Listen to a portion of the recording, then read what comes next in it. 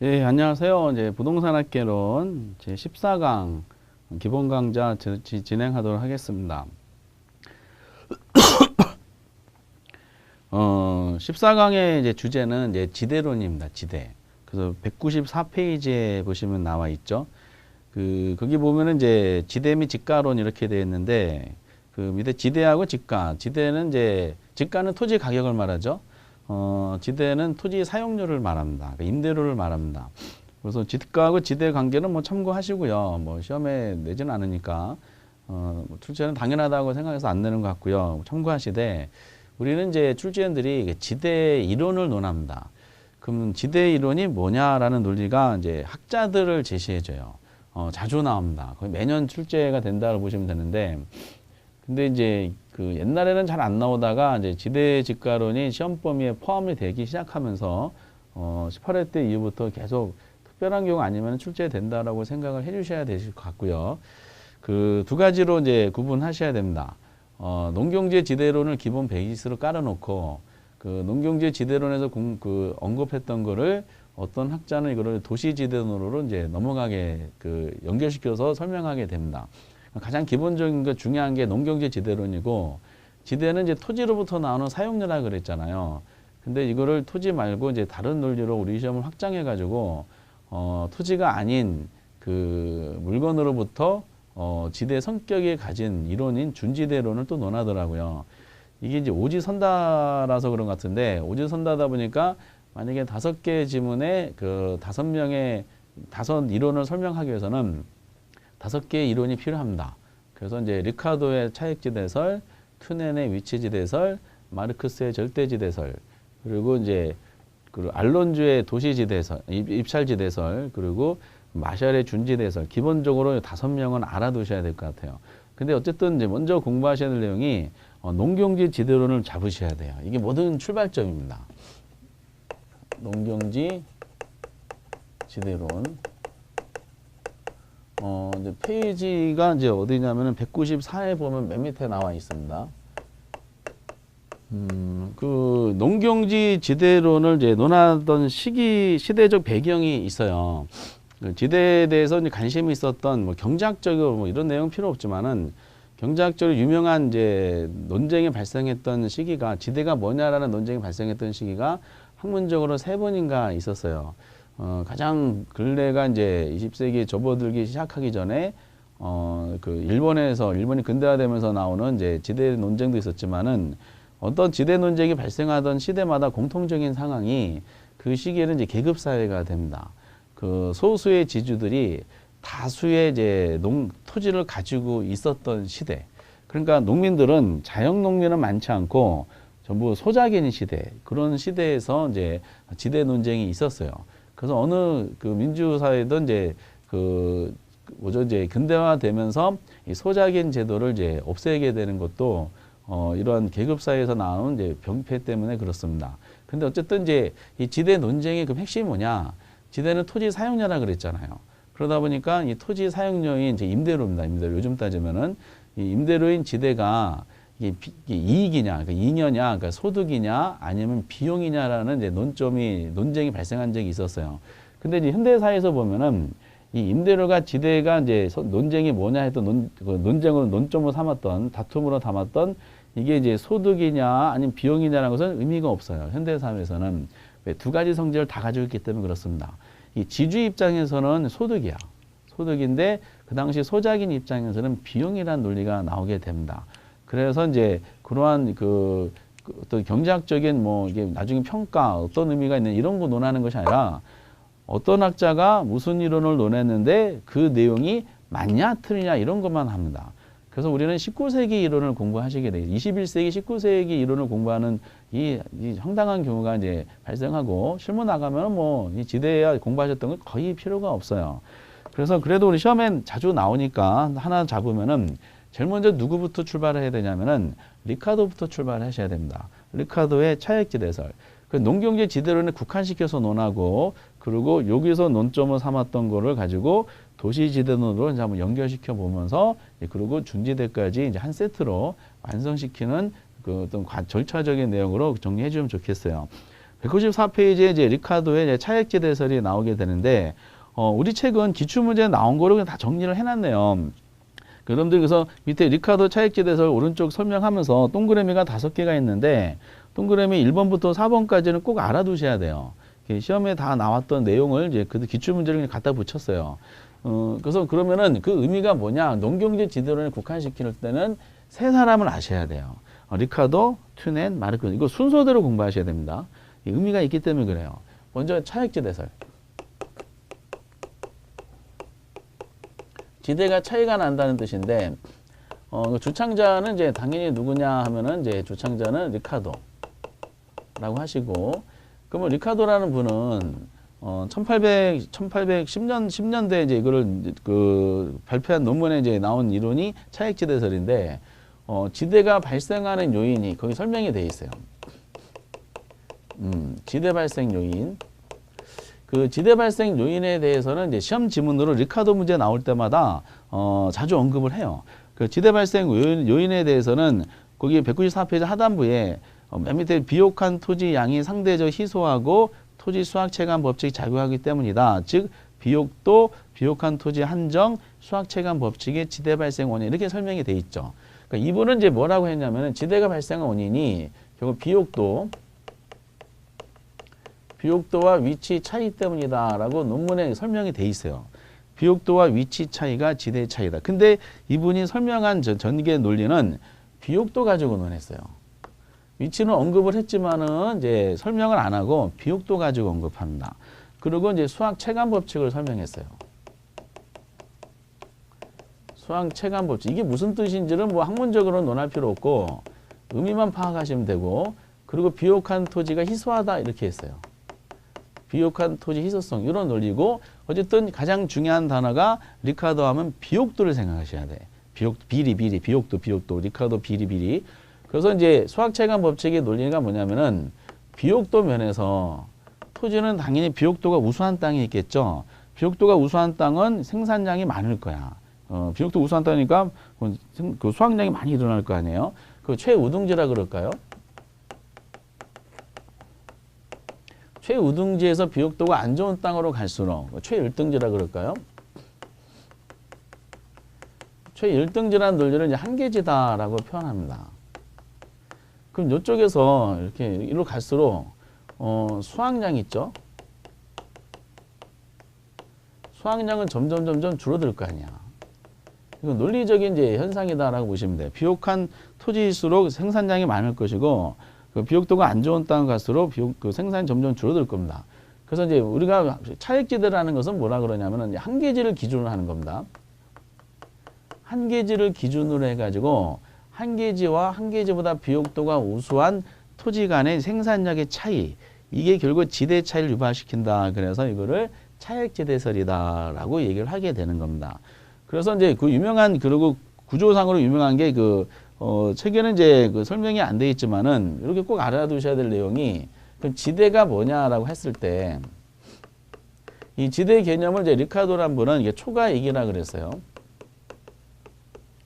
초과이익, 일종의 순수익인데 지주한테 기속되는 소득이다라고 보시면 돼요. 소득을 이제 우리 시험 잉여라고 한번 나온 적이 있습니다. 다 같은 말입니다. 그러면 이제 지대가 발생하려면은 매상고가 나와야 돼요. 매상고를 계산하는 방법은, 매상고는 단위당 가격, 농산물 단위당 가격에다가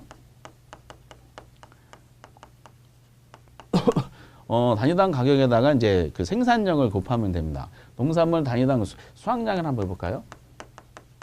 만약에 사과다. 그럼 사과가 단위당 가격이 이제 단위당 킬로그램당 100원이다. 수확량이 100kg다. 그러면은 이제 매상고는 10,000원이 되겠죠.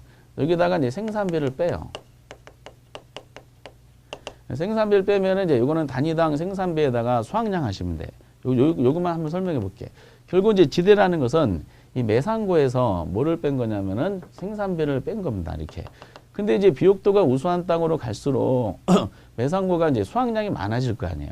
수확량이 많아지니까 그만큼 뭐죠? 매상고가 많아지니까 요 차이가 이익이 돼버린다는 거지. 그래서 요 구조를 잘 알아두셔야 됩니다. 굉장히 중요한 내용입니다.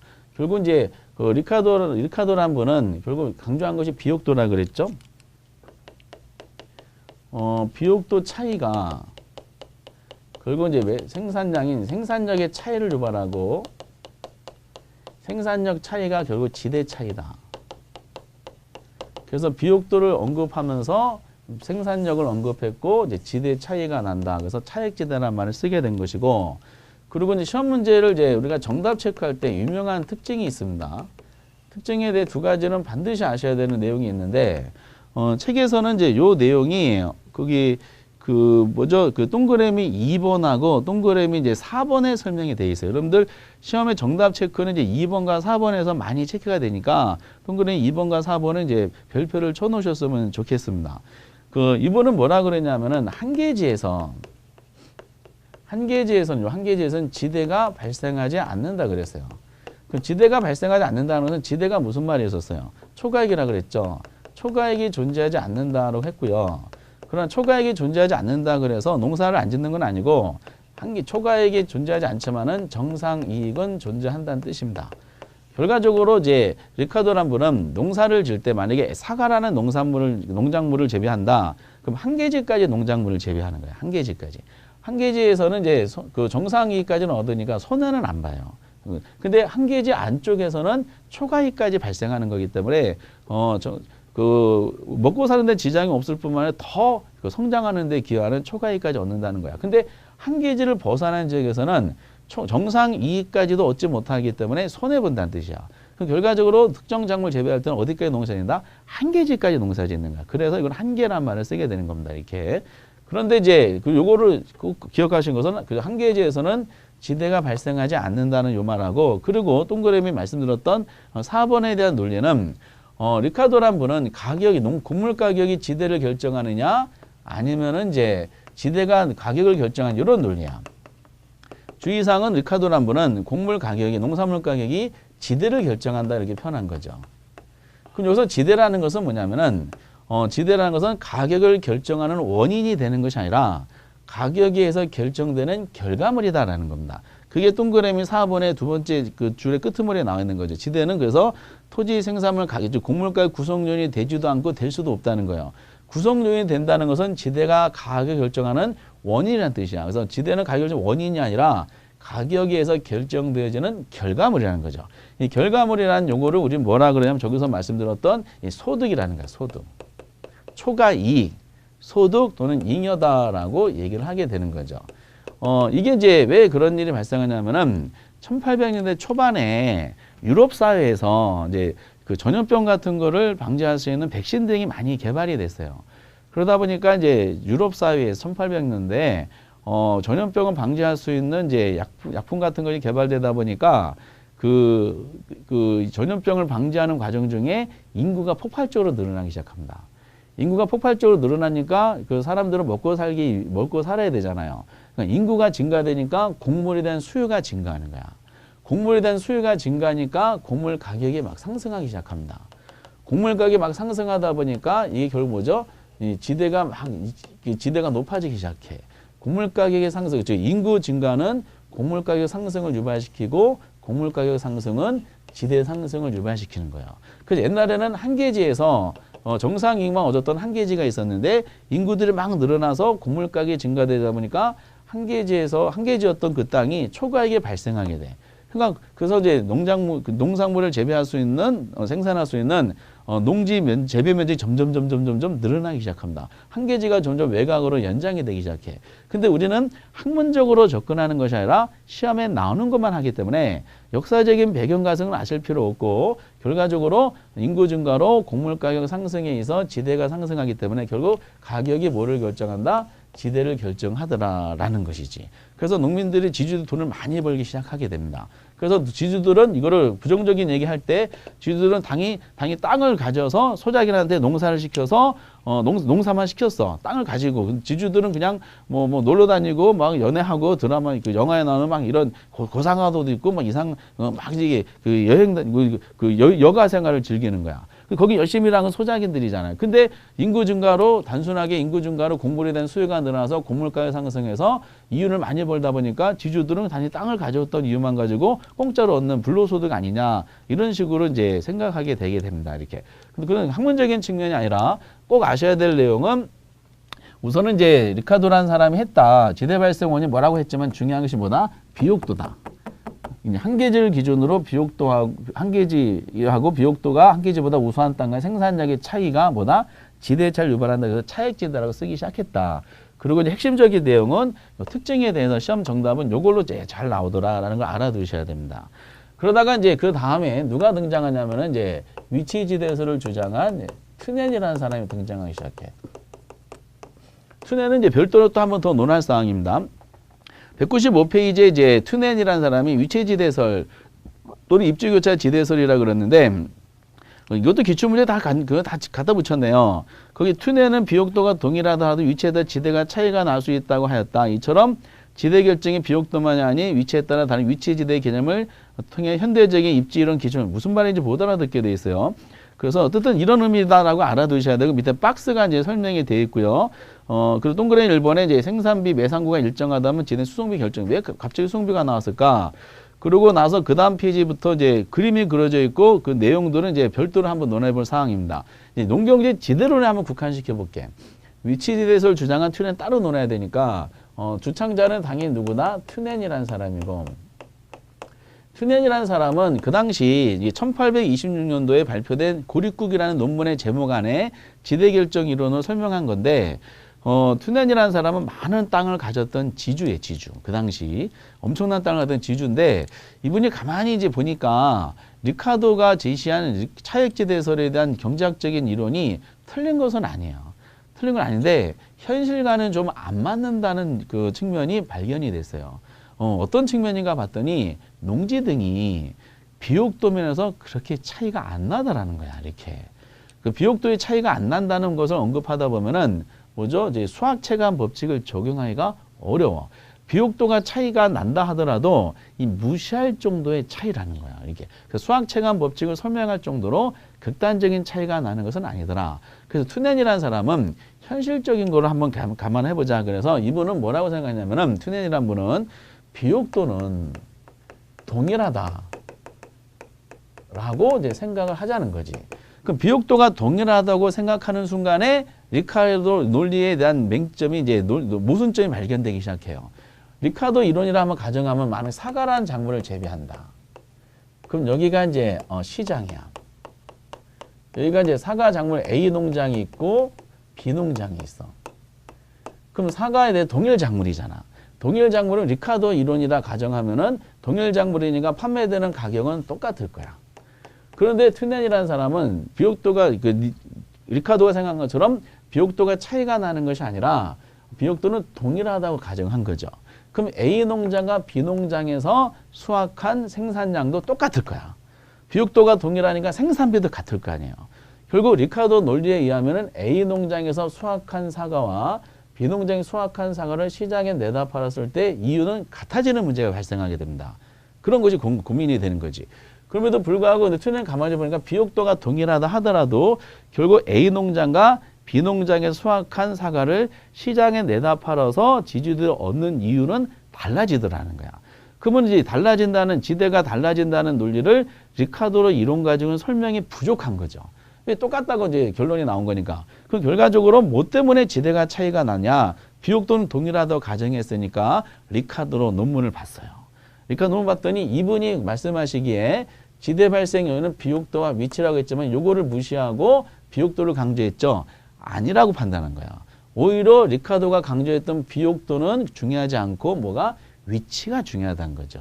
그래서 리카도가 이제 좀 다루지 않았던 위치 문제를 본격적으로 다루기 시작한 사람이 튜넨이고, 튜넨이 위치 문제를 다루기 시작하면서 이후에 모든 학문에 엄청난 영향을 미치게 되고요. 모든 논리는 그래서 이후의 모든 입지론은 튜넨의 이론을 바탕으로 전개가 됩니다. 이렇게. 그래서 이제 튜넨이라는 사람은 비옥도가 동일함에도 불구하고 그럼 지대가 차이가 나는 이유는 뭘 때문일까? 지대 발생 원인을 농장의 위치와 A 농장의 위치와 B 농장의 위치가 고정이 돼 있잖아. 고정이 돼 있어요. 그래서 위치 지대설이라고 이제 설명한 건데, 근데 A 농장이 수확한 거를 시장에 내다 팔 때 거리가 얘는 10km고 거리가 20km야. 그럼 거리가 차이가 생긴다는 거야. 그래서 지대 발생 원인으로 튜넨이란 분은 거리를 강조하게 됩니다. 거리. 거리를 강조하면서 거리 차이가 결국 무슨 차이를 유발시켰다? 수송비 차이를 유발시킨 겁니다. 그래서 이 수송비라는 거를 전면적으로 등장시킨 최초의 학자가 트넨이다라고 하셔야 돼요. 우리 시험 내용상으로는 이 차이가 결국 지대 차이다라고 표현했어요. 이렇게. 여기서는 리카르도란 분은 비옥도 차이가 생산력의 차이를 유발하는 이게 지대 차이라는데 그것이 아니라 거리, 농장의 위치와 그 농장 위치 등이 고정되어 있다 보니까 그 농장과 농장들이 존재하는 위치가 고정되어 있음으로 인해서 농장과 시장 간의 거리의 차이가 수송비 차이, 이 지대의 차이. 그래서 넓은 의미의 차액지대설과 위치대설 둘 다 넓은 의미의 차액지대설이라 그러기도 합니다. 다만 리카르도는 비옥도 차이, 그리고 이제 튜넨이라는 사람은 거리의 차이 이렇게 돼. 그러다 보니까 이제 튜넨이라는 사람은 리카르도가 내린 결론이 있잖아. 리카르도는 뭐죠? 매상고에서 생산비를 뺀 거라 그랬잖아. 근데 비옥도가 동일하다 그러면 매상고하고 생산비가 동일하다는 가정이 일정하다는 가정이에요. 그럼에도 불구하고 지대가 차이가 여기다 하나 더 공제해야 돼. 뭘 공제해요? 수송비를 공제하는 거예요. 여러분들이 그 농경지 지대론에 국한시켰을 때는 이것만 보시면 돼. 거리를 해놓고 수송비를 강조했다. 그것이 위치가 고정되기 때문에 리카르도가 내린 결론이 있죠. 매상고에서 생산비까지만 고려하면 뭐죠? 리카르도야. 근데 여기다가 수송비까지 고려하면은 튜넨이 됩니다. 요거 수송비 없어요? 리카르도. 수송비 있어요? 튜넨. 수송비 없어요? 리카르도. 수송비 있어요? 튜넨. 요것만 아시면 돼. 지금까지 그 농경지 제도 자체적인 내용은. 그리고 특징도 똑같아. 어차피 똑같은 고존학파 견해이기 때문에 튜넨이라는 사람도 한계지에서는 지대가 존재하지 않고, 물론 한계지 존재는 좀 달라요. 한계지 지대가 존재하지 않고 가격이 지대를 결정한다는 이 결론은 똑같아. 똑같은데 오로지 차이는 거리의 차이 수송비를 고려했느냐 안 했느냐 요것만 알아두시면 됩니다. 요 자체적으로는. 그래서 리카르도가 나오면은 튜넨이 나와. 그 농경지 지대를 국한시켰을 때. 그리고 이제 튜넨은 다시 별도로 이제 연결시키는 주제는 좀 이따 논하도록 하고, 그 다음에 이제 뭘 논하냐면 순서상으로 197페이지에 마르크스를 논해야 돼. 마르크스의 절대지대설이야. 절대란 말을 왜 썼을까? 이제 마르크스야. 27회 때 단독샷인데, 거기 보면은 이제, 거기 또 두 번째 줄에 보면은 첫 번째 끄트머리에 토지 사유화란 말이 나오고, 사유화가 지대를 발생한다. 즉, 토지 비옥도 위치나 비옥도 수송비 절약분 관계없이 토지를 소유하고 있다는 것만 가지고 소유자가 지대 요구, 요 말 체크하시고, 지대 요구함으로 토지 비옥 생산 관계없이 지대가 발생한다. 이런 지대를 절대지대다. 그러면서 다섯 번째 줄에 한계지에서도 지대가 발생한다. 요거 꼭 체크하시고요. 한계지대가 발생한다. 그리고 이제 설명이 그런 거 잘 안 돼 있어요. 여기다 이제 꼭 아셔야 될 내용이 있는데, 마르크스란 분은 리카르도가 내린 결론에 대해서 조금 이제 좀 다르다기보다는 뭔가 첨가했어요.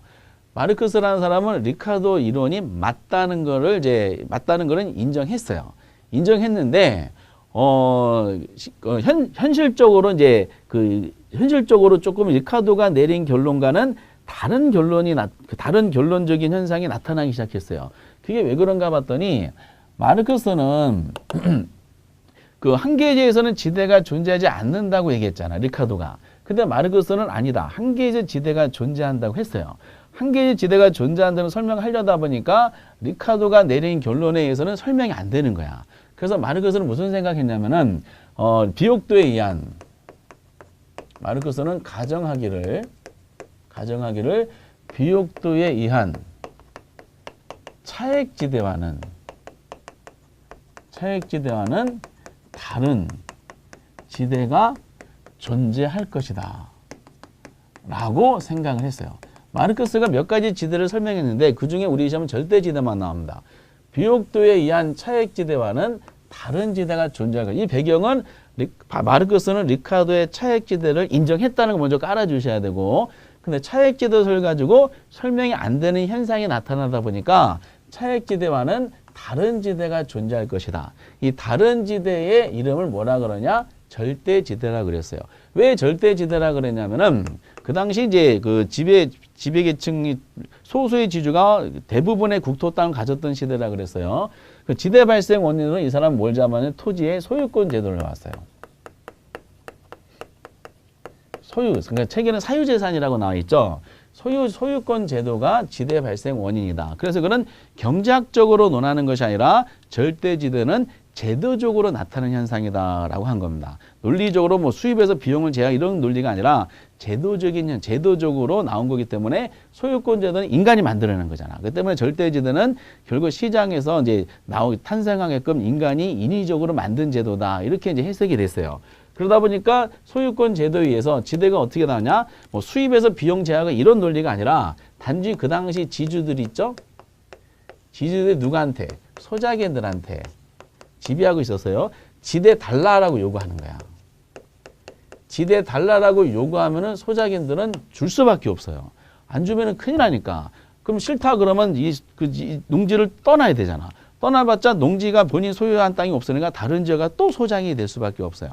그래서 지주들이 지대를 달라라고 요구하면은 소작인은 그냥 줄 수밖에 없더라. 근데 지대 달라고 요구한 그 땅 주인이 가지고 있는 토지 상태가 아주 안 좋은 땅이야. 안 좋은 땅이라 하더라도 달라고 하면 줘야 돼. 그래서 특징이 있어. 여러분들이 리카르도가 내린 결론 있잖아. 이 결론을 다 반대로 생각하시면 돼. 리카르도가 한계에는 지대가 존재하지 않는다 그랬잖아요. 아니다. 마르크스는 한계지에서도 지대가 존재한다 그랬어요. 그래서 한계지 지대가 존재하는 것뿐만 아니라 한계지 바깥 땅에서도 지주들이 달라 그러면은 줘야 되는 거야. 횡포죠, 횡포. 어쩔 수 없이 줘야 돼. 그러다 보니까 한계지 지대가 발생하는 배경을 리카르도랑 반대로 하시고 또 하나가 요것도 반대로 하셔야 돼. 리카르도는 가격이 지대를 결정한다 그랬잖아. 아니라는 거야. 마르크스는 지대가 절대지는 지대가 뭐를 결정해? 농산물 가격을 결정하더라는 거죠. 그럼 결국 이 마르크스가 절대지대는 지대는 가격에서 결정된 결과물이 아니라 가격을 결정하는 원인이라는 뜻이야. 원인. 원인으로서 이 사람은 이걸 뭐라고 이거를 비용으로 본 거죠. 비용. 이 내용이 되는 거죠.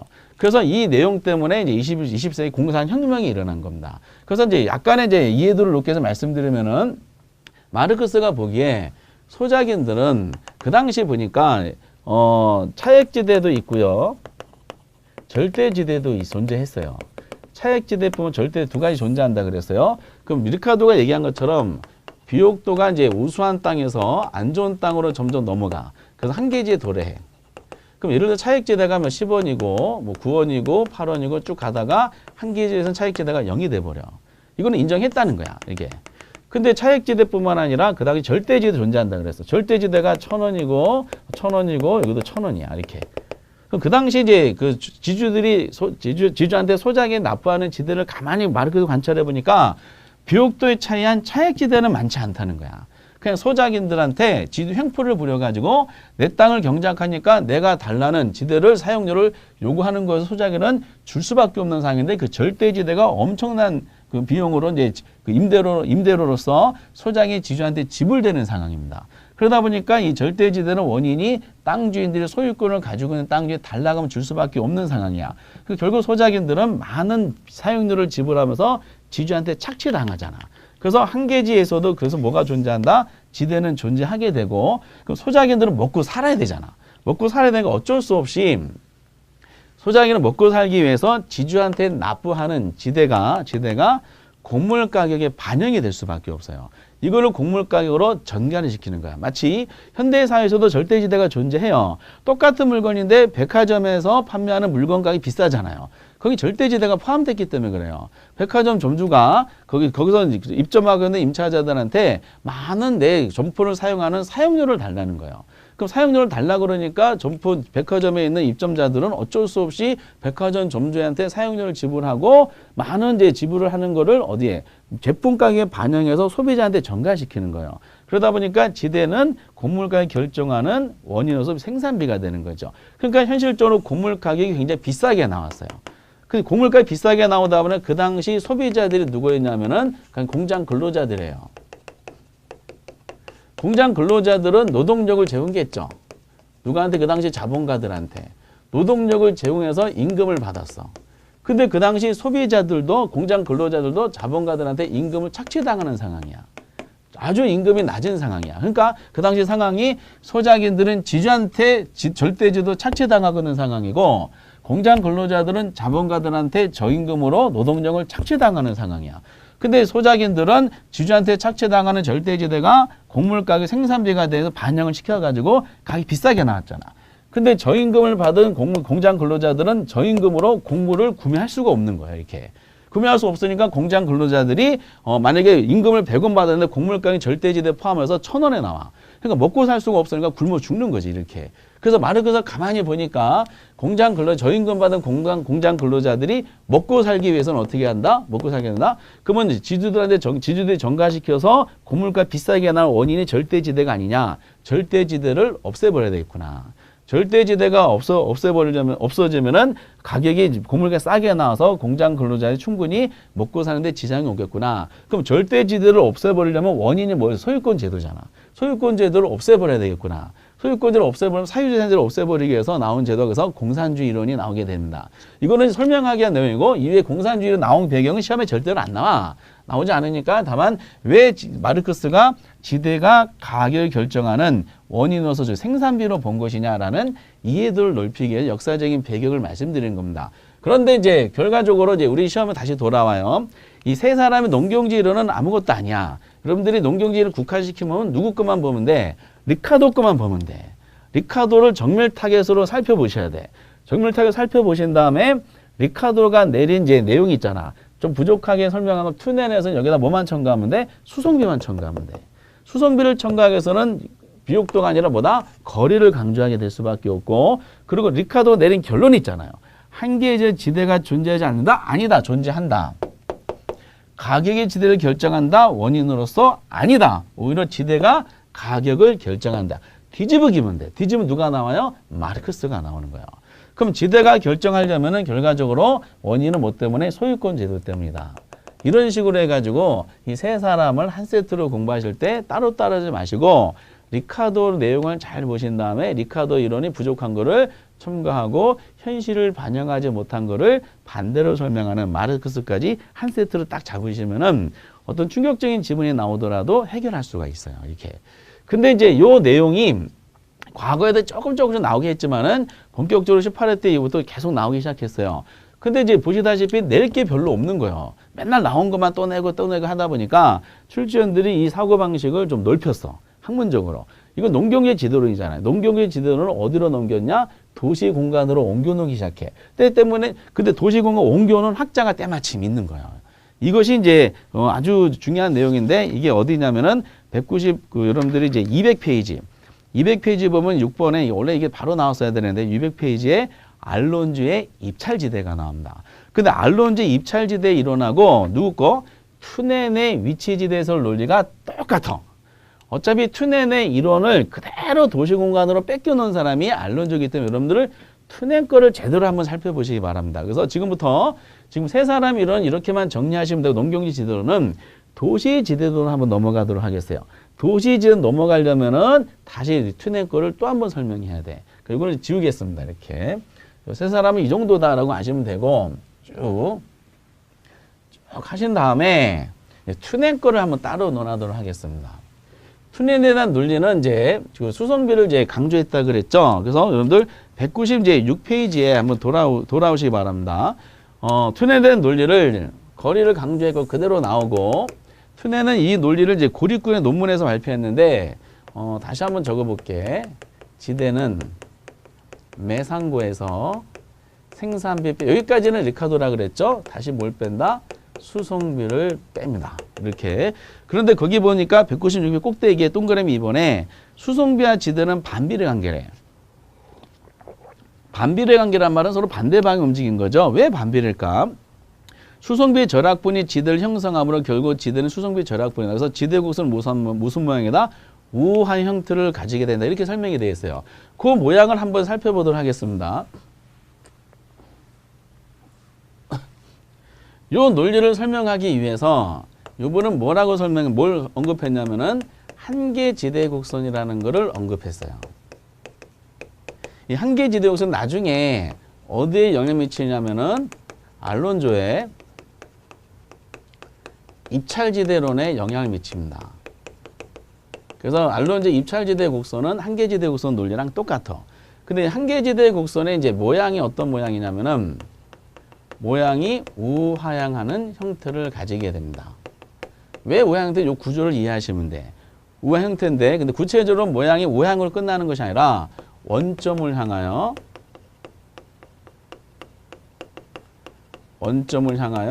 볼록한 형태다. 요 말을 꼭 알아두셔야 됩니다. 한번 볼록한 형태라고 나왔어요. 원점을 향하여. 근데 모양이 왜 그러냐면은 이제 그래프를 그려보면 알 수 있는데 횡축을 거리를 잡고요. 여기다가 이제 지대를 종축에다 잡으면은 매상고하고 생산비하고 그리고 수송비를 이렇게 구조가 이렇게 돼 있죠. 지대는.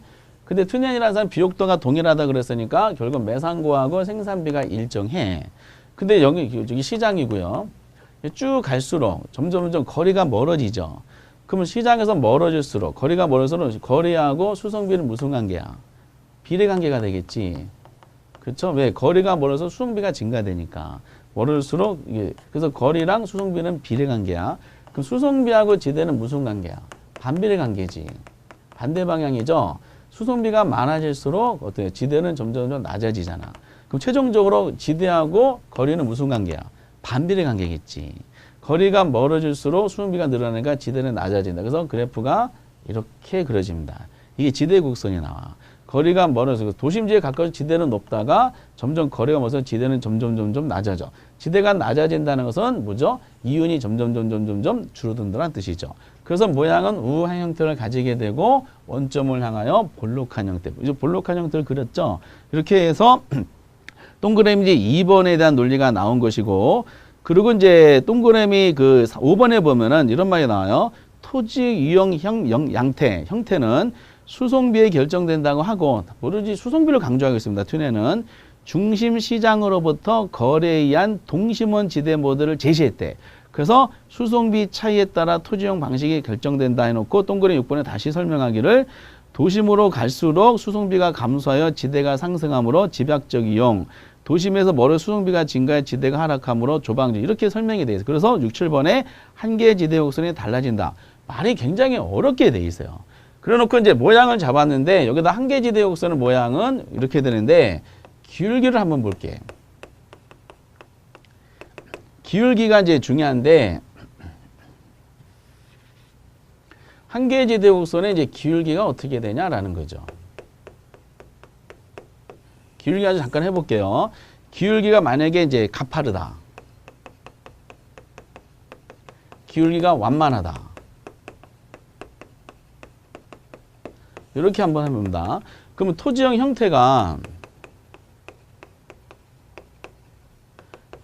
이제 기울기가 이제 가파를수록 집약적인 산업이 이루어지고요. 집약적인 농업이겠죠.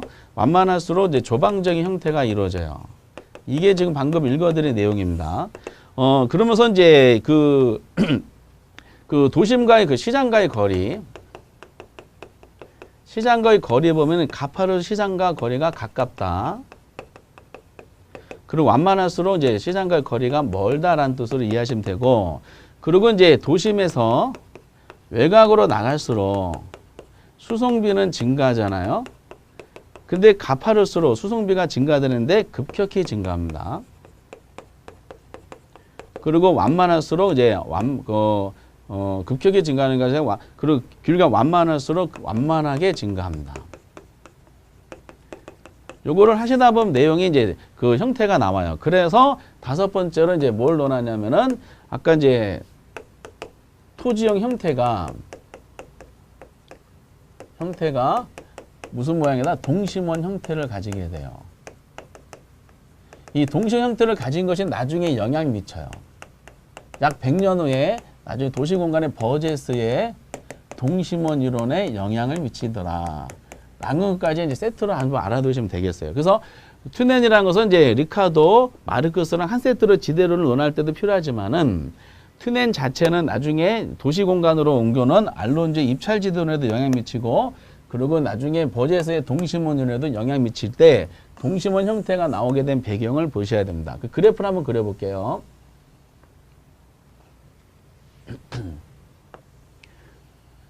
이렇게 되면 그 입찰지대로는 똑같기 때문에 이게 지대고요. 가파른 거 요거 한 A 작물하고 B 작물하고 세 개만 한번 해볼게요. 튜네는 이제 세 개 작물을 이제 6개 작물 가지고 했는데 기울기가 A가 가파르고 B가 완만하고 C가 이제 이거 더 완만하잖아요. 그러면 지대라는 것은 이제 매상고에서 생산비 빼고 수송비 빼가지고 난 이윤이라 그랬잖아. 초과 이윤이라 그랬어요. 그럼 만약에 이 고립국이라는 이제 튜넨이라는 논리가 이걸 논하는 배경이 고립국이라는 논문에 나옵니다. 이때 고립국이라는 것은 실제로 1826년도에 발표된 논문인데 고립국이라는 것은 유럽사회에 실제로 존재했던 국가가 아니라 튜넨이라는 사람이 논문 속에서 만들어낸 가상의 도시국가야.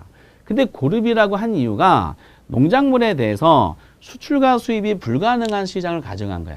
그 뭐죠? 폐쇄 경제를 가정한 거야. 그러면 고립국 안에 있는 도시 시민들이 먹고 살려면은 생존할 때 필요한 모든 작물을 하나의 고립국의 도시국가에서 다 재배를 해야 돼. 다 재배해야 돼. 그 폐쇄 경제를 가정한 거예요. 재배해야 되는데 작물마다 성격이 다르다고 가정한 거예요. 성격이. 그래서 작물과 성격이 다르다는 거를 그래프로 그려보니까 여기 기울기가 다른 한계지대 곡선 나오고 그리고 1820년도 상황을 한번 생각해 보세요. 1820년도는 운송수단이 발달하지 않았어요. 운송수단은 유일한 우마차를 가정했어. 그럼 말 있죠. 운송수단은 고르지 요거다라고 가정했어요. 그랬을 때 이제 만약에 이제 고립국 안에 탄핵 도시국 간에 지금 A, B, C 세 개를 그렸을 때 만약에 이제 A 작물만 재배한다 가정해 보세요. A 작물만 재배하면 A, B하고 C는 없어. 그럼 A 작물 재배하면은 A 작물은 여기 도심에서 농사 짓잖아요. 그럼 이윤을 굉장히 많이 벌어. 그러다가 점점 거리가 멀수록 이윤이 점점 줄잖아. 그러다가 여기 거리주가 접하는 요것이 단일 작물을 재배했을 때는 거리주가 접하는 요 지점이 한계지가 돼. 근데 여러 작물을 같이 재배하면은 이 거리주가 접하는 것이 한계지가 아니라 그 한계지대 곡선끼리 교차되는 요 지점이 한계지가 됩니다. 각 작물에 대해서. 그러면 근데 A 작물 같은 것은 예를 들어서 이분은 이제 채소라고 가정했어요. 채소도는 신선도가 필요한 작물이잖아요. 그럼 채소라는 작물의 기울기가 가파러. 그럼 기울기가 가파르다는 무슨 뜻이냐? 여기서 거리가 이만큼 나갔어요. 거리가 이만큼 나갔더니 여기서 만약에 채소 작물 재면 지대가 이윤이 여기까지 벌었잖아. 가장 이윤이 많이 벌었는데 요만큼 거리가 나갔더니 이윤이 지대가 뚝 떨어졌어. 지대가 뚝 떨어진 이유가 왜 그럴까? 지대는 뭐에 영향을 받는다? 수송비에 영향을 받는 거야. 그러면 여기서 조금만 거리가 나가더라도 이 지대가 뚝 떨어진 이유가 조금만 거리가 나가더라도 수송비가 급격히 증가하는 거예요. 수송비가 급격히 증가하다 보니까 지대가 뚝 떨어지는 현상이 나타나게 됩니다. 그러면 A라는 작물이 채소라 그랬을 때 A 작물은 시장에서 멀리서 농사 질 수도 있어. 시장에서 굉장히 멀리. 여기서 농사 질 수도 있어. 여기서도. 근데 여기가 초과인이 0이고 위에가 초과인 플러스 초과인이 마이너스라고 봤을 때 여기서 농사 질 수 있지만 만약에 여기서 농사 질 문제가 생겨. 여기서 만약에 채소라는 작물을 재배했을 때 매상고가 10억이야. 생산비가 1억이야. 근데 그 당시 여기서 수확한 거를 신선도를 유지한 상태에서 내다 팔려면은 채소라는 작물은 새벽에 수확을 해가지고 전국에 있는 모든 우마차를 다 고용해야 돼. 마부까지 고용해야 돼. 그러면은 새벽에 한순간에 쭉 한꺼번에 이제 운반해서 시장에 내다 팔아야 되니까 수송비가 엄청 들어. 수송비가 한 1조 들어. 1조. 그러면 여기서 농사 질 수는 있지만은 조금만 거리가 멀어서 수송비가 급격히 증가하는 이런 작물들은 농사 져봤자 손해볼 수밖에 없어. 때문에 신선도를 요구하는 작물은 시장에서 멀리서 농사 질 수가 없어. 왜 그러냐면은 거리가 조금만 멀어도 수송비가 너무 많이 증가되니까 이윤이 뚝 떨어지기 때문이야. 그래서 이런 작물들은 어쩔 수 없다 시장에 가까운 데 농사 지어야 됩니다. 시장에 가까운 농사 지으려다 보니까 도심지는 땅값이 비싼 거야. 땅값이 비싸다 보니까 어떻게 해? 필요한 만큼 땅을 이제 필요한 만큼 땅을 이제 구매하고 또는 이용하고 임차한 다음에 생산량을 늘릴 수밖에 없어. 즉 매상고를 늘리기 위해서 이 빈 공간이 없을 정도로 조밀조밀하게 작물을 재배해야 돼. 조밀조밀하게. 이것이 무슨 상태다? 집약적인 산업이 되는 겁니다.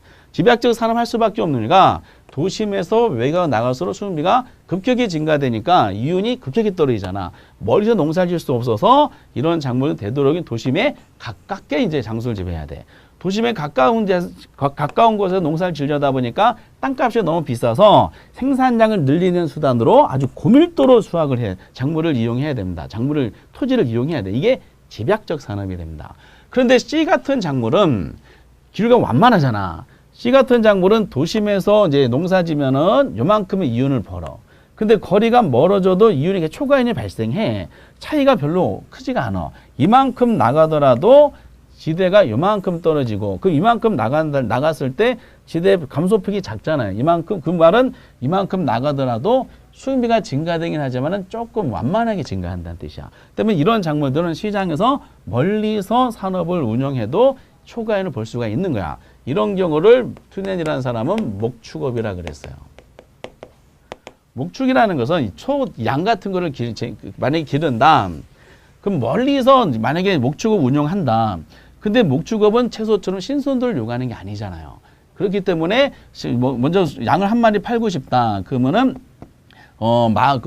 달구지에 양을 싣고 며칠 걸려서 시장에 내다 팔아도 이윤을 창출할 수가 있는 겁니다. 때문에 신선도와 관계없는 목축업은 시장에서 먼 장소에서 산업을 운영해도 돼요. 멀리서. 근데 시장에서 먼 장소에서 산업을 운영할 경우 거리가 멀어진다 하더라도 수송비 증가분이 작게 증가하다 보니까 지대 감소폭이 작아서 수송비가 완만하게 증가하게 돼요. 수송비가 완만하게 증가하는 과정 중에 멀리서 목축 운영한다 하더라도 이윤을 창출할 수 있는데 목축이라는 산업 자체가 채소처럼 조밀조밀하게 이제 산업 운영할 수가 없어. 근데 멀리서 목축 운영하면은 시장에서 멀수록 땅값이 싸잖아. 임대료가 싸. 임대료가 싸니까 광활한 땅을 이제 이용해가지고 소하고 말하고 양들을 듬성듬성 방목하게 돼 있어요. 이게 저밀도로 하는 거야. 그래서 조방적 산업이 되는 겁니다. 이렇게. 그러다 보니까 이제 만약에 고립구간에 이런 세 가지 산업을 한꺼번에 한다. 그럼 따로따로 하면 거리주가 접하는 지점 한 개지가 되지만은 세 가지를 같이 육성한다 그러면은 거리주가 접하는 게 한 개지가 아니라 한 개 지대 곡선이 교차되는 이 지점이 한 개지가 돼. 그래서 입지 교차 지대설이라 그래. 그 도심지 볼까요? 도심지에서는 A, B, C 어느 걸 재배하는 게 가장 이윤을 많이 벌어. C는 여기고 B는 여기고 A는 여기잖아. 그래서 도심지에서는 A 작물을 재배하는 게 이윤을 최고로 보는 거야. 그래서 계속 작물을 재배해. 계속 작물을 재배하다 보면은 초과에 계속 플러스가 나와. 그러다가 B 지대우선 교차되는 지점 있죠? 요 교차되는 요 지점 다음부터는 A가 수송비 부담 때문에 B보다 이윤이 더 적어. 이윤이 더 적잖아, 이윤이. 그렇죠? 그래서 그 다음부터는 A 작물은 탈락이 돼. 결국 A 작물은 여기까지 산업을 운영하는 것이고 A를 쭉 하다가 그 다음 B를 운영해. B 산업 운영하면서 계속 초과를 벌어. 근데 B도 C에 비해서 수송비 부담 때문에 C 지대구 교차되는 요 다음부터는 C보다는 이윤이 적어. 그래서 B 교차되는 여기부터는 B가 탈락이 돼. 여기까지는 B 지대국 B 작물을 산업을 운영하고 그러다가 탈락된 마지막은 C지야. C가 계속 초과를 벌다가 얘도 어쨌든 수송비가 들 거 아니야. 얘는 마지막은 거리주가 접하는 한계지가 돼서 이렇게 C산업을 육성하게 됩니다. 이렇게. 결과적으로 지금 A, 도심에서 가장 가까운 A산업, 그 다음 B산업, 그 다음 C산업을 상물을 재배하다. 쭉 연결한 곡선이 이게 입찰지대 곡선 되는데 지금 보신 것처럼 하나의 고립구간에 산업별로 재배되는 구조, 땅을 이용하는 구조가 무슨 모양으로 이용되어 있어요? 동심원 형태로 나와 있구나. 그래서 동심원적 토지 형태가 이렇게 산업 토지 이용 상태를 설명하고 이 상황을 나중에 버제스라는 사람이 그대로 도시공간 옮겨놔서 동심원 이론으로 나오게 됩니다. 근데 이런 내용들을 그대로 우리 시험에 어디서 나오냐면은 페이지 여러분들이 200페이지를 먼저 보셔야 될 것 같아. 200페이지에 알론주의 입찰지대론이 나옵니다. 입찰지는 별도로 공부할 것은 없고 어차피 튜넨 이론과 똑같아요. 지대곡선, 한계지대곡선을 입찰지대곡선으로 바꾸시기만 하면 되고 기울기도 가파르다, 집약적, 완만하다, 조방적 이거 똑같아요. 그래서 거기에 꼭 줄을 치실 것은 200페이지 첫 번째 줄에 단위 면적 토지에 대해서 토지 이용자야. 이용자 체크하시고 이용자가 지불하고자 하는 최대 금액에 동그라미 치셔야 돼요. 최대 금액으로 초과인이 뭐가 돼? 초과인이 0이 돼. 초과인 0이라는 또 동그라미 치셔야 돼. 이게 이제 입찰지대라는 거야. 토지 이용자 입장이야. 그거 바로 설명이 돼 있죠. 튜넨의 고립구 기론을 도시공간으로 그냥 옮겨놓은 거다라고 생각하시면 되고 그러다가 이제 거기에 동그라미 2번 보세요. 2번에 보면 입찰지대 곡선이 있죠. 무슨 모양? 우하향. 원점은 무슨 모양? 볼록한. 똑같아. 튜닝과 같은 내용이고, 그리고 이제 3번을 꼭 체크하세요. 토지 이용량의 한계 수송비, 즉 토지 단위당 생산 단위당 한계 수송비를 토지 이용자의 토지 이용량 나누는 거. 요거 3번도 꼭 체크해 주세요. 꼭 별표 쳐 주시고요. 나머지는 밑에 있는 건 동일하게 설명이 돼 있어요. 그래서 이제 내용상으로 이제 입찰지대. 이거 똑같은 논리가 나오니까 별도로 이제 네 번째로 입찰지대설. 입찰지대설 누구다? 알론조. 투네 걸 빼겼기 때문에 나머지는 다 동일하게 하시고, 꼭 아셔야 될 거 말씀드리면은 입찰지대가 뭐냐라는 거야. 입찰지대는 꼭 토지 이용자 입장이야. 토지 소유자가 아니라 토지 이용자 입장에서 지불하고자 하는 누구한테? 그 토지 소유자한테 지불 용의가 있는 최대 금액이야.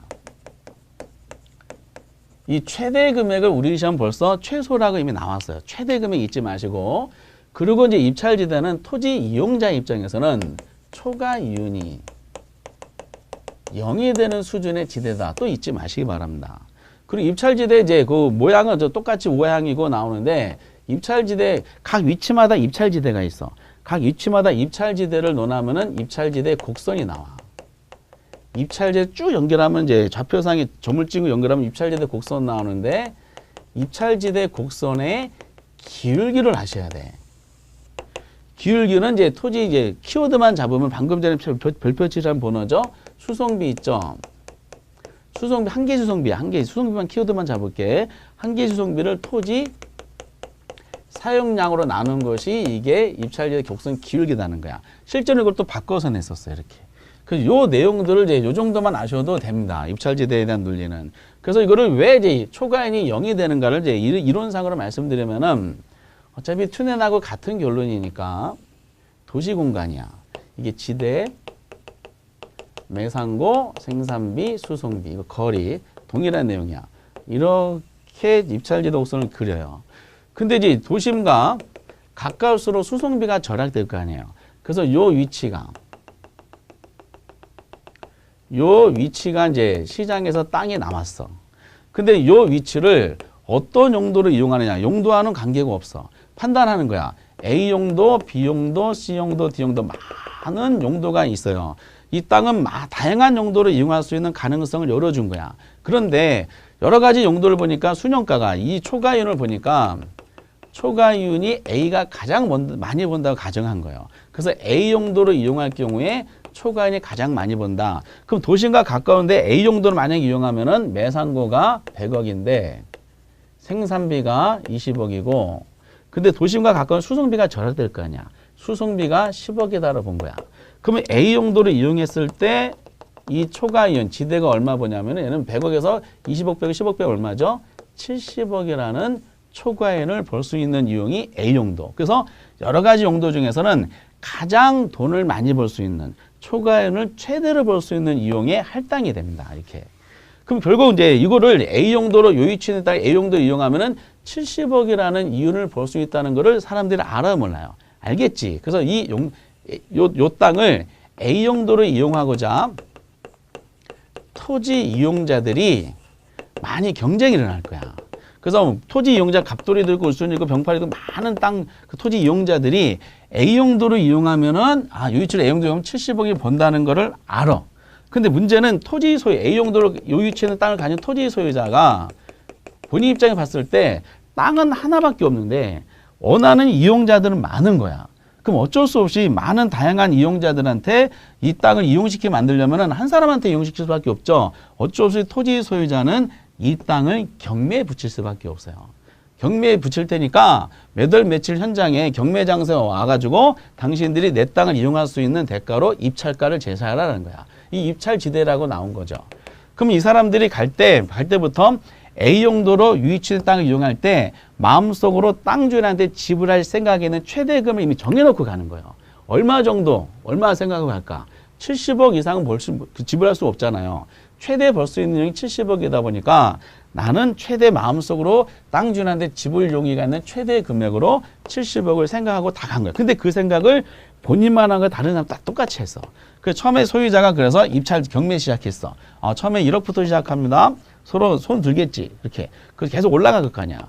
올라가다가 20억 손 들었어. 30억 들었어. 그러다가 갑돌이가 70억 불러버린 거야. 70억 불러버리면 다른 사람들은 마음속으로 생각한 최대 금액이 70억이니까 더 이상 입찰가를 제시할 수가 없어. 더 이상 입찰가를 제시하면 오히려 A용도를 이용했을 때 손해보니까 다 입찰을 포기하게 됩니다. 결국 세 번 딱딱 두들기겠지. 결국 토지 소유자는 내 땅을 이용하는 A용도를 이용하는 사람은 갑돌이입니다. 갑돌이가 당신이 70억으로 낙찰됐습니다 라고 하는 거야. 그러면은 토지 이용자는 70억이라는 사용료를 누구한테? 토지 소유자한테 지불하는 거지. 그래서 A용도를 이용해서 얼마 벌어? 70억 버는 거야. 결국 70억 벌어서 70억 비용 지출해서 70억 번 거니까 토지 이용자 입장에서는 초과이익이 0이 돼버리는 겁니다. 그리고 결국 이 70억은 누가 가져가요? 땅 주인이 가져가는 거야. 땅 주인. 이거를 리카도는 잉여다라는 거죠. 일종 불로소득 잉여다라고 얘기하게 됩니다. 요 말을 알아두셔야 됩니다. 그 기울기적이면은 사용량분의 수성비 했잖아요. 사용량분의 수성비인데 원래는 기울기는 요거 횡축분의 종축이야. 횡축분의 종축이다 보니까 기울기를 설명하려면은 횡축이 거리잖아. 거리 변화분의 우에 지대 변화가 돼야 돼. 근데 거리가 변하면 토지 이용자들이 요만큼 땅을 사용하는 거잖아요. 여기서 요만큼 땅을 사용하고 근데 지대를 변화하는 게 수성비니까 또 다른 표현으로 얘는 결국 거리가 이만큼 일어난다는 것은 요만큼 토지 사용량분의 그 지대를 변화시킨 원인이 수성비니까 수성비 변화분이라는 거예요. 그래서 수성비 변화분을 토지 사용 나누는 것이 입찰 곡선 기울기다.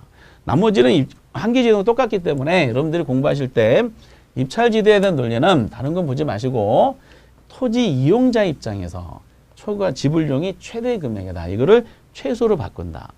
초과이 0이 되는 수준의 지대인데 초과이 0을 최대로 바꾼다. 다 틀리는 지문. 기울기가 수성비를 사용을 나눈 건데 사용량을 수성비 나눈 거 거꾸로 시험 문제 내더라라는 거죠. 그래서 같이 묶어가지고 입찰지대랑 투넨의 이론을 같이 묶어서 하나의 세트로 또 공부해 주셔도 돼요. 근데 지금 네 사람을 했잖아요. 리카도, 투넨, 마르크스, 그리고 알론조 했어. 다 땅과 관계되는 거야. 근데 우리 시험 뜬금없이 누가 나오냐면은 199페이지에 마샬이라는 사람이 나왔어요. 이런 거를 출제하는 출제원의 생각은 잘 모르겠는데 이게 준지대설이라고 있어요. 준지대 누가 하냐? 그 마샬이라는 사람이 한 겁니다. 준지대설은 특별하게 강하게 공부하실 건 없고 몇 가지만 체크하시면 될 것 같아요. 거기 이제 두 번째 줄에 보면 준지대란 말이 나오는데 두 번째 준지대란 공장 설비 가치 단기적으로 고정된 생산 요소에 대한 보수 즉 그다음 줄치고 생산을 위하여 사람이 만든 기계나 기구로부터 얻는 소득을 요거 꼭 알아두세요. 꼭 알아두시고 동그라미 준지대는 단기적으로 생산 요소 공급 상대적 고정되기 발생한다. 요거 꼭 알아두시고 동그라미 1번. 그리고 이제 동그라미 2번 보면 두 번째 줄에 뭐에 결정된다? 준지대는 수요에 결정되고 또 줄을 쳐주시고요. 그리고 이제 맨 마지막에 보면은 동그라미 8번 보세요. 8번 보면은 그 장기에는 고정된 생 존재하지 않으므로 준지대는 장기에는 존재하고 8번 체크하시기 바랍니다. 그래서 그 마샬의 준지대는 그 세 번째 줄에 아까 이제 기계 기구로 보는 소득 요거 하나 줄 치시고 동그라미 1번과 동그라미 2번 그리고 동그라미 8번만 보시면 돼. 그러니까 이제 이 준지대가 붙었어. 땅이면은 지대라고 했을 거 아니야. 그쵸? 근데 준자가 붙었다는 것은 땅이 아닐 거야. 땅이 아닌데 땅에서 나온 지대와 유사한 성질을 가지는다. 그래서 준자를 붙인 겁니다. 그러면은 준지대에서 공부할 방금 말씀드린 것처럼 인간이 만들어낸 기계나 기구 등이 얘네들이 창출되는 소득, 잉여라는 거죠. 잉여, 이윤, 초과 이윤. 이거를 뭐라 그런다? 이거를 준지대라는 거야. 토지가 아니기 때문에 어쨌든 리카도의 내용이면 지대라는 것은 잉여했었잖아요. 그래서 토지가 아니기 때문에 이제 준자 붙여서 이렇게 한 것이고 주로 얘는 이제 뭐 때문에 얘네들이 기계나 기구 등이 발생되는 기구 등이 발생되는 소득이라는 것 소득이 이제 주제에 나타난 이유는 뭐에 따라 결정된다? 얘는 수요에 의해서 결정된다. 그리고 네 번째 뭐다? 준지대는 단기에만 존재하고 장기적으로는 소멸된 요것만 알아두시면 되실 것 같아요. 그래서 이제 준지대라는 것이 왜 단계가 존재하고 장기가 사라지냐면은 이 기계나 기구 등이 신제품이 나왔어. 신제품이 나오면은 이 신제품과 관련돼서 기존에 없었던 성능이 매우 우수한 성능이 아주 우수한 신제품이 나온 거야. 신기계가 나온 거야. 그러면 신기계가 창출되는 이윤이 많을 거 아니야. 그럼 이 신기계에 대한 뭐다? 수요가 증가해. 수요가 증가하니까 신기계가 창출되는 가격이 막 높아질 거 아니에요. 수요가 증가하니까 가격은 상승하고 가격이 상승하니까 지대도 어떻다? 상승하게 돼 있어요. 근데 이제 기계가 창출되는 이 지대라는 것은 장기적으로는 사라지는 이유가 시간이 지나잖아요. 이 신제품과 이 지대를 창출하는 이 기계보다 성능이 더 우수한 기계가 나중에 나와. 시간이 경과됐어. 단기적으로는 이 기계보다 성능이 우수한 기계가 바로 나올 수 없기 때문에 이 기계가 창출되는 이유는 기계 소유자가 가져가는 소득이 될 텐데 시간이 지나면은 이 기계보다 더 성능이 우수한 새로운 기계가 또 나와. 그럼 소비자들의 선호도가 이쪽으로 갈아타면 기존 지대를 창출했던 기계에 대한 수요가 감소해. 수요가 감소하다 보니까 가격이 하락해. 가격이 하락하니까 뭐죠? 지대가 하락해. 결과적으로 단기에는 존재하고 장기에서 상승하는 이유가 이 기계가 창출되는 이윤이 있는데 이 기계보다 더 성능이 우수한 제품이 나왔을 때 소비자들의 수요가 그쪽으로 갈아타기 시작하면서 기존 기계가 누렸던 이익은 점점 줄어들기 때문이라는 거야. 그래가지고 단기에만 존재하고 장기적으로는 사라지는 지대다라고 보통 얘기하게 되는 겁니다. 어쨌든 그래서 준지대라는 것은 뭐 깊숙하게 될 수가 없으니까 기계기구 같이 단기적으로 새로운 신제품이 나오기 힘든 단기적으로 생산 요소가 공급이 고정된 기계나 기구 등이 창출되는 이익이다라고 보시고 수요에서 결정된다고 보시고 그래서 단기적으로는 존재하지만 장기 사라진 이유가 더 성능 우수한 기계가 시장에 나왔을 때 장기적으로 나왔을 때 사람들의 수요가 그쪽으로 갈아타기 시작하면서 기존 기계가 누렸던 이익은 점점 줄어들기 시작하더라. 그래서 장기적으로는 소멸된다는 정도만 아시면 돼. 그럼 여기까지 한번 쭉 정리해 보면은 농경제 지대로는 누구 것만 보면 된다고요? 다시 한번 보면은 리카도만 보면 돼. 리카도 뭘 강조했다? 비옥도 강조했다. 그래서 매상고의 생산비를 뺀 거다. 그런데 이제 리카도가 내린 결론이 있죠. 내린 결론, 한기진 지대가 존재하지 않는다. 아니다. 지대가 존재하지 않는다. 그리고 가격이 지대를 결정한다. 라고 내린 리카도 결론에 대해서 튜넬이라는 사람을 논하면은 비옥도보다 뭐가 더 중요하다? 위치가 더 중요하다. 위치가 고정되다 보니까 거리 차이가 수송비 차이다. 수송비를 강조했다. 그래서 리카도가 내린 결론에다가 뭐만 첨가하면 된다? 수송비만 더 첨가하면은 튜넬이 나오더라. 그러놓고 리카도가 내린 결론이 있었죠? 한계의 지대가 존재하지 않는다. 아니다. 존재한다. 누구? 마르크스. 절대지대. 가격의 지대를 결정한다. 아니다. 지대가 가격을 결정한다. 그 비용으로서 그 마르크스가 나오고 그리고 이제 알론조하고 이제 연결시키기 위해서 튜넬에 대한 이 논리를 구체적으로 한계지대 곡선 모양을 잡아야 돼. 그래서 한계지대 곡선 모양 잡을 때 우하향 원점을 볼록하다고 말씀드렸고 동심원 형태가 나온 배경.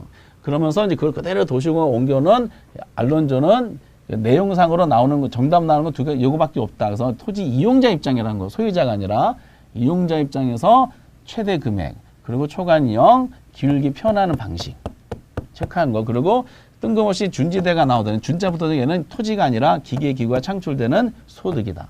소득. 그 수요에서 결정되고 그 단기적으로 존재하고 장기 사라진다. 새로운 기계가 나오니까. 그래서 이런 식으로 5사람에 대한 논리를 정리만 해주시면은 큰 무리가 없이 맞출 수가 있어요. 근데 이 지대론이 참 와닿기가 어려운 이론입니다. 그래서 굉장히 난이도가 좀 센 부분이기 때문에 기출문제에 나온 내용은 잘 살펴주시되 우리 책에 보면은 그 197페이지의 맨 밑에 파르투의 경제지대설이 있어요. 이거는 우선 보지 마시고요. 이것은 이제 나중에 탄력성이라는 주제 하에서 시험에 거의 내지 않으니까 탄력성의 주제에서 이게 어떤 의미지만 의미만 말씀드리도록 하겠습니다. 그래서 전 지금은 생략하시고 다음 이제 심화할 때 한번 말씀드리도록 하겠어요. 그래서 꼭 5사람 보시길 바라고요. 그리고 201페이지 보면 지가 이론이라 해서 거의 시험에 안 나와요. 가끔 알론주의 이제 그 헤이그의 마찰병이 나오는데 거의 시험에 안 나오니까 이거 안 보셔도 돼.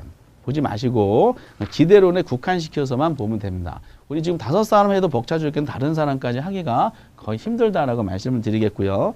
그러놓고 이제 여기까지가 202페이지까지 올해 나왔던 기출문제에서 한번 살펴보시고 여기까지가 이제 지대론에 대한 논리야. 그래서 굉장히 난이도가 있고 와닿지 않는 부분이라고 말씀드렸어요. 그래서 자꾸 다행스러운 것은 너무 심화된 이론이다 보니까 요게 이제 출제되는 비중 내용은 개념 위주로 단어 하나씩 바꿔서 간단한 내용만 나오는 것이 특징입니다. 그래서 같은 문제 계속 반복적으로 말장난한 것만 계속 연습하시면 되실 것 같아요. 그리고 이제 그 203페이지 보면 도시공간구조론이 있어요. 도시공간구조론은 아까도 말씀드렸던 튜넨에 대한 내용을 그대로 100년 후에 도시공간으로 옮겨놓은 버제스 이론부터 출발하게 되고 그 내용이 어떤 것인지는 다음 시간에 한번 살펴보도록 하겠습니다. 예, 여러분들 어려운 지대론 보셨어요. 잘 정리해 주시기 바랍니다. 오늘 대단히 수고하셨습니다. 감사합니다.